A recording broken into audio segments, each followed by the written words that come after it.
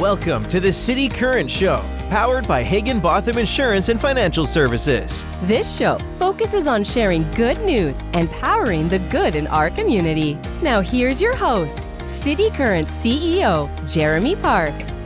Welcome to the cityCURRENT Show, powered by Higginbotham. I'm your host, Jeremy Park. We're always honored to bring you inspiring stories of individuals and organizations making a difference and powering the good. And we love having our cityCURRENT partners come on the show, talking about their world and giving you helpful tips. And that's why we're excited to have Stephanie Moyer, District Manager with Insperity. How are you doing? Man, I'm great. That pumped me up. You're good at this. You get somebody excited on an afternoon. That's awesome. Happy to be here. How can you not be excited? We're talking about ways to help business owners, business leaders, power the good. We also get to talk about being generous to the community. So there's so many amazing through lines, but let's start with some context. Give us some background on Insperity. Absolutely. Well, I love how cityCURRENT is all about powering good in the community, because Insperity's mission is if we can help a small business be successful, the entire community prospers. And that was our mission when the company started 40 years ago, and it's still that way to this day. And I love that our approach has always been around how do we take care of employees? Okay, that's absolutely at the heart of everything we do. And so Insperity is an HR company. We work with small, mid-sized businesses and everything related to their employees. When you talk about human resources, you're talking about training and development. You're talking about compliance, benefits, payroll, career growth. You're talking about mergers and acquisitions, culture. I mean, there's just so many things that go along with your employees. And so our focus has always been, what's your people strategy? How can we help make an impact? Because if your employees are engaged at the workplace, they're happy, they're good coworkers, they're going to turn around and do good things for their family, good things for their community. And so that's really the heart and soul of who we are. And it's just the perfect partnership with cityCURRENT.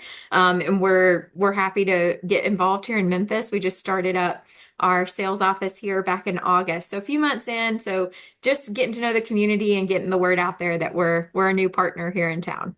Absolutely. So you've got your office, you've got your local team, you yourself moving to Memphis. So personally, what has that been like? Give us your firsthand impression of Memphis and, what you think of our city. Yeah, so I moved a few months ago. I have been back and forth since March, so it's been nice to plant some roots here and officially live full-time in Memphis. I would say that one of the things that stands out, and originally from Atlanta, so grew up in the South, just the hospitality. It's been nice. I came from Chicago, so it's nice to be back in the South with that Southern hospitality. But people in Memphis are genuinely kind and curious, and they want things to go well for their city. There's a lot of pride here, and I'm noticing most people are from here, born and raised, and they really do have deep roots in Memphis. It's a small, big town. So it's been really cool to be just welcomed with open arms. Everybody that we've talked to, and my team, everybody is local here to Memphis and from here, so that helps. But it's been a very warm welcome. Being technically an outsider, they've opened their arms to me so far. Absolutely. Well, we love having you, that's for sure. And when you talk about Insperity and the culture, that big commitment to the community really drives for you and your team a lot of that culture. And so talk about some of the things when you look at being generous to the community and that through line of really supporting the community. Share some of those nuances. Sure. I mean, I think one of my favorite things about our company is the commitment to our, not just corporate employees, but to our clients. And so to give you an example, there's obviously been a few hurricanes that have happened in the last few months. We have what we call the Insperity Fund. And so this was set up, our community involvement team has a benevolence fund funded by corporate employees for corporate employees. And so we have been hit with a handful of hurricanes in the 10 years I've been here. Hurricane Harvey was a big one in Houston, where our corporate office is, years ago. And then just recently, our Florida and South Carolina, North Carolina, Georgia teams. What's great about the Insperity Fund is if something happens, automatically you're taken care of. You don't have to worry, because gift cards will be on the way. You can apply for the grant if you need it, and your bills are paid. If you lose your roof, we'll pay for it. And it's all supported by other employees that are your coworkers. And we do that because one, just like I mentioned before, like if you're worried about finances, if you're worried about medical things going on in your family, the stress of all of that, you bring it to work. You can't not bring it to work, right? We're all human and it happens. So if we can help take that stress off your plate, you can focus on your clients, you can focus on your family. And so first and foremost, the Insperity Fund impacts directly our employees. But what I love about these situations, especially recently with the hurricanes, is we have corporate employees that are our HR specialists, payroll specialists that are in these areas as well. And their first thought is not, okay, I got to worry about my house. Like I've got water coming up my driveway. It's okay, I'm on the phone with my clients who I know live nearby. Are you guys okay? Don't worry, payroll's being processed. Your people are going to get paid. We're good. Are you guys, is everybody evacuated? Does anybody need anything? Don't forget to call us and we'll go out and actually help. And so it was really cool not cool that the hurricane hit in Houston, but Hurricane Harvey, a lot of our executives live in Houston and they had boats and they're out on boats, literally pulling up to corporate employees' clients' houses and saying, how can I help? I brought groceries, I brought water, let me help you. And so the culture of how can we help your employees? How can we take care of them? We live it every day. And it's just such an incredible place to work and now I've been in 3 cities with Insperity and it's the same regardless of where you go. Everybody has that heart for small businesses, but also for the employees. And so it's just such an incredible organization and we definitely take care of our own, but that includes our clients. I think that's such an important part is it's not just corporate employees, it's our clients' employees too. You mentioned a lot of the things you do, and so let's start diving in. When you talk about the questions you like to ask on the front end, the trends and the things that you're seeing and being a resource and passing along that information, dive in deeper on some of those trends and the things that you really see as pain points, but really big opportunities to help small business owners. Sure. I think right now, the season we're in, everybody's worried about medical benefits, right? Everybody's going through benefits renewal in the last week or two. If you're January 1, just got that renewal. The really difficult part with medical benefits is you're typically having to spend more every year. It's out of your control. Might have to water down the plans. You might have to change carriers. And again, goes back to what is the employee experience? Every year, my deductible changes, my copay. What if you've got a kid that has a chronic illness and what's that going to cost me? My child has type 2 diabetes, like my cost just tripled, right? That's a real expense for an employee and it's usually out of the control of the employer. The company may want to cover a lot of it, but just can't afford it. And so that's top of mind right now for most businesses is benefits renewal. The good news is even if they've renewed for January 1st, it's not actually too late to look at us. You could also look at us anytime during the year because it's actually Insperity's medical plan. So FedEx is a great example here. I know everybody knows FedEx. So, if FedEx came to you as a small business owner and said, hey, you can join our benefit plan. We'll handle payroll for you. You use our HR team when you need them. Our work comp policy. So for those manufacturing clients, we're just going to charge you a small fee every month. Everybody would jump at that, right? Like, of course I'll take FedEx. Like, that's fantastic.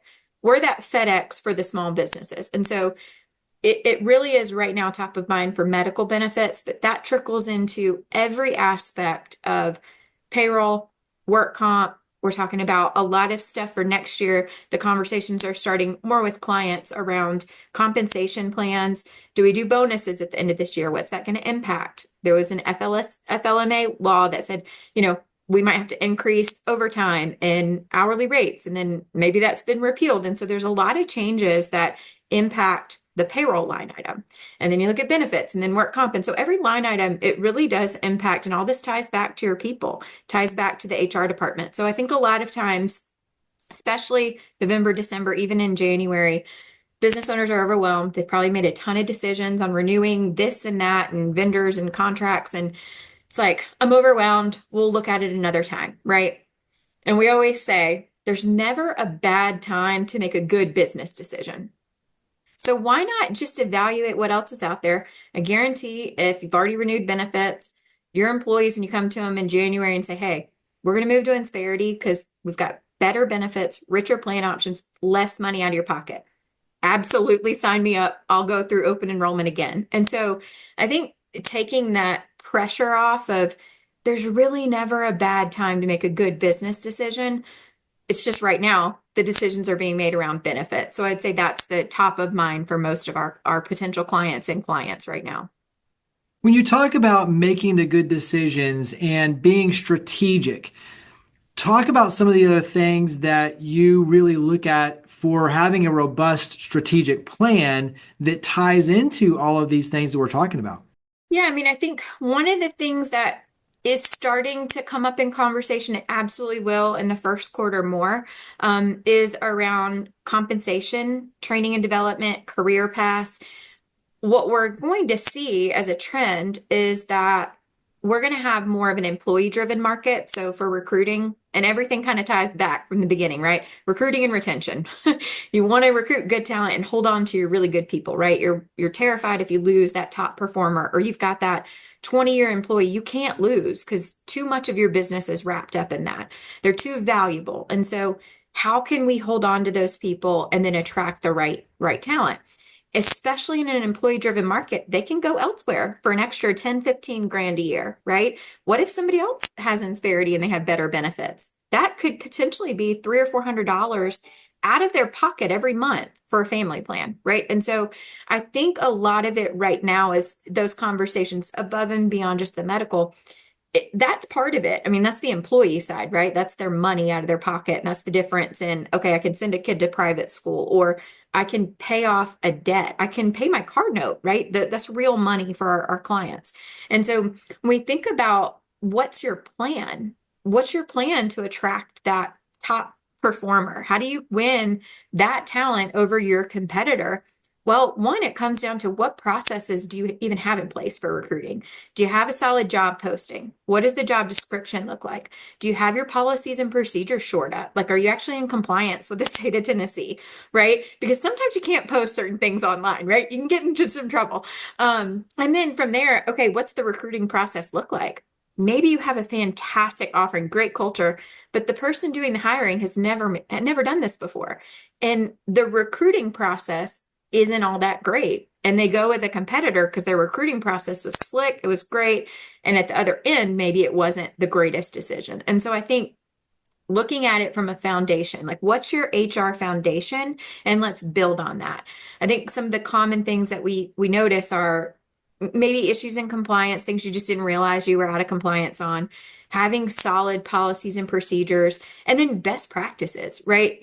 Maybe it's I want to add more PTO, but I'm not quite sure how to do that. I've had unlimited PTO. Nobody uses it, right? I want to change this part of my culture, but I don't quite know how. I'm noticing in interviews, people are checking out in the process because I don't have a career path mapped out. They want leadership development. They want opportunities to be promoted, but I have a flat organization. So I can't offer that. So I'm losing up to competition that has that. And so there's just so many things. Then you start talking the merger and acquisition world and merging cultures and comp plans and bonuses and multi-states. And there's so much that goes into it that those initial conversations truly are just around what's going on in your business. What is the pain point right now? What are some areas that you're noticing you're having trouble with, you're struggling with, or this is your wish list. This is how you want business to look in 5 years. And then we can back into it and get a little bit more specific to the client. And sometimes we're not the solution, but I've been doing this for 10 years. I've talked to a lot of business owners. I can make recommendations to people. I have told more people, no, you shouldn't work with us than I probably should have. Because it's just not the right business decision at times. And sometimes it's just cost wise, it makes more sense to do it at a later date. Hey, you need to add 3 more clients before you come to us because that's going to add to the growth because we're going to accelerate your growth by giving you more engaged employees. They're going to be more productive. That's going to add to your top line. You need to have this shored up before we can launch that growth. And so there's just so many different, I could talk for hours on the things we do and tell client stories. So just, I think going into the first quarter, it's going to be a lot more around recruiting and retention. touch on maybe one of your favorite, elements of career development. So when you talk about career development and that piece of it with Insperity, give us a little bit of teaser and maybe one of your kind of favorite parts of that side of it. One, a lot of times organizations don't even know their own talent.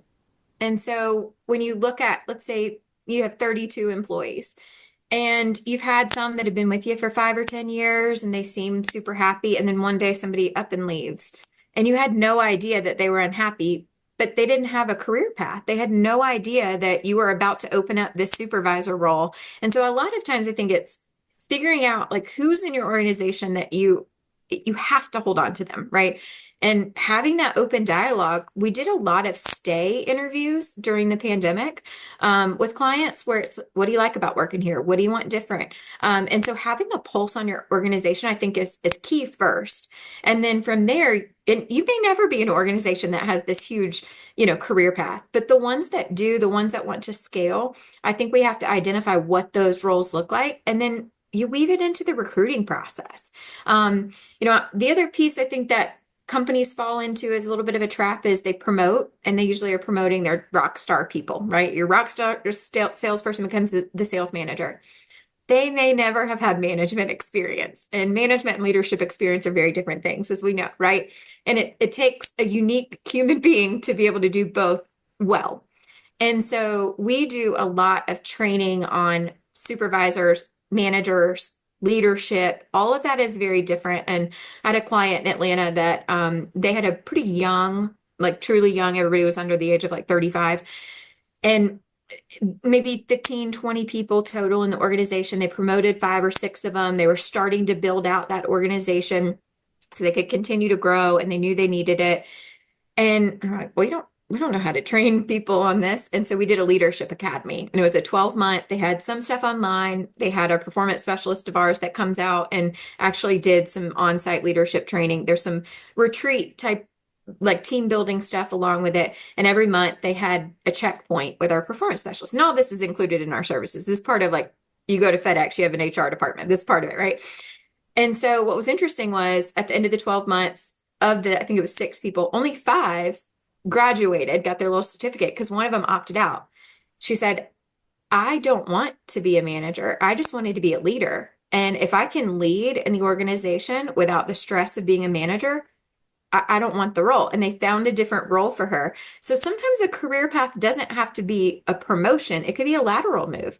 It could truly just be, I didn't know what I was getting into. I like to move out of this position, and this isn't for me. And so I think that's the beauty of an Insperity, is that we have the expertise to do these trainings and give advice and come in and get a pulse on the organization. Sometimes it's that separate set of eyes or ears in the organization. People will open up to us because we're a third party, and so we can help make some better recommendations. Again, it kind of depends on the organization, the size, what's the growth strategy? Did you just get funding and you've got to fill 15, 20 seats and you're going across different states? Okay, we probably need a career path in place, right? That growth, if you go too far down the line, it's hard to correct. It's harder to correct, right? And so a lot of it truly comes back to just the foundation. What is the foundation of your people strategy look like? Most organizations have strategy for sales, they have a strategy for finance, their operations strategy. Most people forget to have a people strategy, and they're the ones executing the sales and the finance and the operations. And so that's really the key. Before you can even build a career path, you have to have that people strategy. Yeah, good stuff. Talking with Stephanie Moyer, District Manager with Insperity. Wrap up with next steps. So this is one of those conversations we could go on, as you mentioned, for hours. And so we'll have to have you come back often and we can dive in deeper. But wrap up with next steps for businesses who say, hey, I want to learn more about Insperity. Where do they go? How do they connect with you and your team?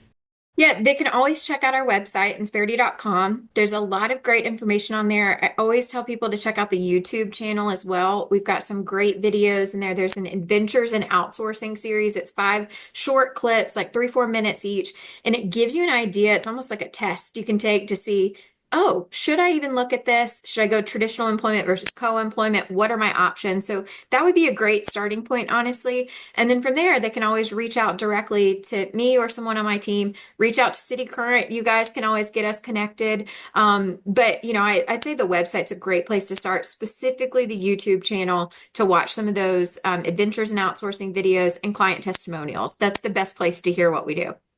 Well, and you're such a resource for the small businesses and nonprofits. And so I think there's so many ways that you can really be a part of powering the good in so many ways here in Memphis. So Stephanie, thank you for all you and your amazing team do to power the good. Thank you for being cityCURRENT partners. Thank you for coming on the show. Yes, thank you so much. I appreciate it. Higginbotham Insurance and Financial Services is proud to power the cityCURRENT Show. We're a people-first company that protects what matters most, the families, businesses, and trailblazers that keep our community going. As one of the nation's top independent insurance firms, Higginbotham is a single-source solution for business insurance, employee benefits, HR services, and personal insurance that's customized for you. We're here to serve you, the people you care about, and your community. Call 866-377-1959 or visit higginbotham.com.